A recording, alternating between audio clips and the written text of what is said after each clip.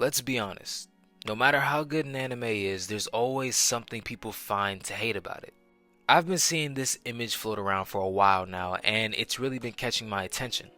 The anime that are shown in this image are some of the most successful and influential anime of all time, yet each one gets hate for something completely different.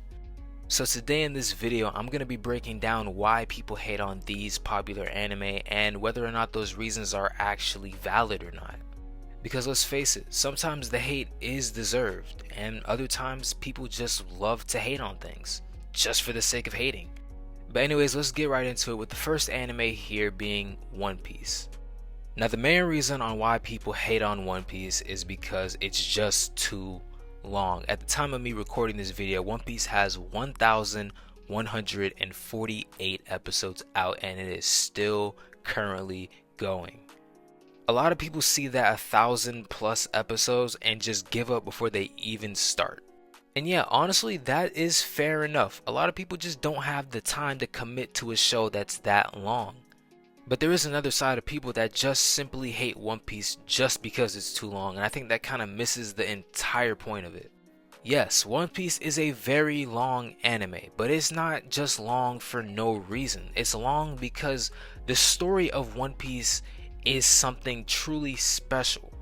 It is a ever-evolving story with great characters and some of the best world building that you'll ever see in fiction. And this has been going on for about 20 years now. It's been a story that has just grown and expanded and has truly transcended the anime genre. And in my eyes, if you are really willing to watch anime, you're going to have to watch One Piece at some point in time. And hating on it because it's too long, to me, it just isn't valid. It's not a valid reason to hate on the show. I think a lot of people forget that you don't have to binge One Piece. It's not, to me, One Piece is not a binging show. You don't binge One Piece. I would say don't worry about the big picture. Don't worry about getting fully caught up so fast, because it's just not gonna happen. And if you try to force yourself to watch a show, you're not gonna enjoy it. Just watch One Piece arc by arc. Take your time. If you're feeling burnt out of the show, take a break. It'll be there when you get back. Trust me, it'll be there when you get back. Just be patient with it. And if you watch a couple of arcs and you just don't like the show, then you just don't like it. But I would say at least try to give it a chance, because One Piece in my eyes is one of the best shows of all time. Moving on to the Dragon Ball series, and people say that it has no story. It's just fight after fight with no real depth attached to it. And sure, Dragon Ball isn't known for its complex plots, but in Dragon Ball's case, it doesn't really need them to be successful.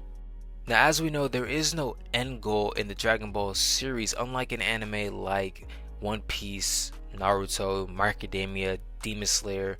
There is no end goal in this story.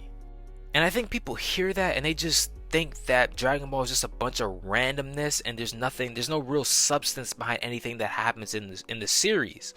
But each story arc has its own story attached to it. Sure, there is no end goal for these characters, but the Dragon Ball series doesn't need an end goal. The point I'm trying to make is that just because there is no end goal in a story doesn't mean that there's just no story at all. There is story in the Dragon Ball series. Each saga in Dragon Ball Z and in Super, they each have their own story attached to it. So the whole no story hate thing, to me, it's just not a valid reason. It's not a valid reason to critique this show. Now honestly, this next one is so dumb to me, and that's Demon Slayer is carried by its animation. To me, this isn't valid at all. It's not a valid take. Hating on an animated show because it looks really good is like hating on a car that drives really well. It just doesn't make any sense to me. And many people say that it gets carried by its animation because the story itself isn't that good. It's bland, it's nothing special. And I'm gonna be honest with you, I think Attack on Titan has gotten a lot of people just gotten their minds messed up or something. Because I'm starting to think nowadays a lot of people just expect every plot to be some type of complex masterpiece of a plot, something that's never been seen before. Like, that's unrealistic. And a lot of shows are just not gonna have that kind of a plot to it. To me, and yeah, I'm gonna be biased here. There's nothing wrong with Demon Slayer's story to me. It's a straight to the point story that does everything that it needs to do. I don't see what more it needs to have. And the good animation, well, not even good, the great animation, and just enhances that. It just makes it even better. To me, the carried by the animation and the bland story, or whatever people say about the story of Demon Slayer, it's one of those times where people are just hating just to hate. I don't see anything wrong with Demon Slayer, and I will always think that it is a peak anime. Next up is My Hero Academia, and obviously the take on why people hate on it so much is because of the fandom. Now, I've already made a video on Is My Hero Academia Overhated, and I talked about the fandom in that video, and I still have the same take that I had back then. I still have it now. I don't think an entire show should get discredited because of the people outside of it. Just ignore the fan base.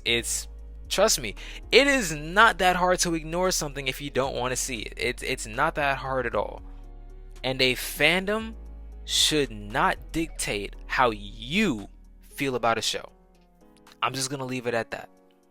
Now we move on to the Naruto series, and the main reason why people hate on this show is because of the sheer amount of filler in it. And to be honest, this is the only valid take that I've seen on this image so far. Now in hindsight, you can just skip the filler. You don't have to watch any of it. But sadly, when I watched Naruto and Naruto Shippuden for the first time, I didn't have any idea that filler was a thing. I watched both of these shows roughly when I kind of just started watching anime, so I just wasn't aware of filler, and I thought that every episode had some importance to it. And oh, I was so very wrong about that. I've watched pretty much all of the filler in the original Naruto and Shippuden. I didn't realize I was watching filler until the 4th grade Ninja War, because by that point I was just about to skip over that stuff anyways, because it was just unbearable to watch.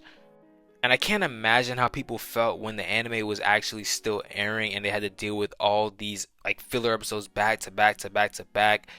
But the filler, and in my opinion the ending of the series, is probably the only big flaws about the Naruto franchise. So if you're just hating on Naruto strictly because of the amount of filler in it, I mean, I guess it's valid. Well, not really, because you could just skip the filler now. It's not really valid anymore. It would have been valid back in the day, but I think now it's not really all that valid. Now the last take on this image that I'm going to talk about is Attack on Titan. I'm not going to talk about Black Clover because I've never seen Black Clover, so I can't really speak on it. And with Jujutsukaisen, I am an anime only, so yeah. Now finally we talk about Attack on Titan's ending. Now Attack on Titan had one of the best runs, I think, in any, not just anime but show period. And then the ending happened, and then a lot of people were divided about it. A lot of people hated the ending, a lot of people loved the ending. I'm in the camp where I think the ending is perfect. I can't see this show ending any other way than how it ended in the anime. I guess some people just felt otherwise. Now, even if you felt otherwise, I don't think that the ending of the show was that bad enough to ruin the entire series for you. If that's the case, I don't know what to tell you. I genuinely don't know what to tell you. To me, I guess this could be valid. I guess if you just didn't like it and it ruined the show for you, I guess I don't agree with it, but I guess. And I mean, I guess I can say that pretty much for all of these takes. If you feel a certain way about something, that's how you feel, and that's your opinion. That's fine. Every one of these anime gets hate for something, but at the end of the day, that just proves how big that they've become. Because when you're at the top, people will always try to look for your flaws or try to nitpick and just try to bring you down just any way they can. But at the end of the day, these shows defined a generation of anime, and they're all going to be remembered long after the hate fades. But let me hear what you think. Which of these anime deserves the hate that they're getting, and which ones are just misunderstood? Let me know in the comments, and if you enjoyed this video, make sure to like and subscribe. Still trying to hit 1,000 subs by the end of this year. When this video goes up, I'll at like 695 or something like that. So you subscribing would mean a lot, and I would greatly appreciate it. But that's it for this one. I hope to see you in my next video, but until then, peace.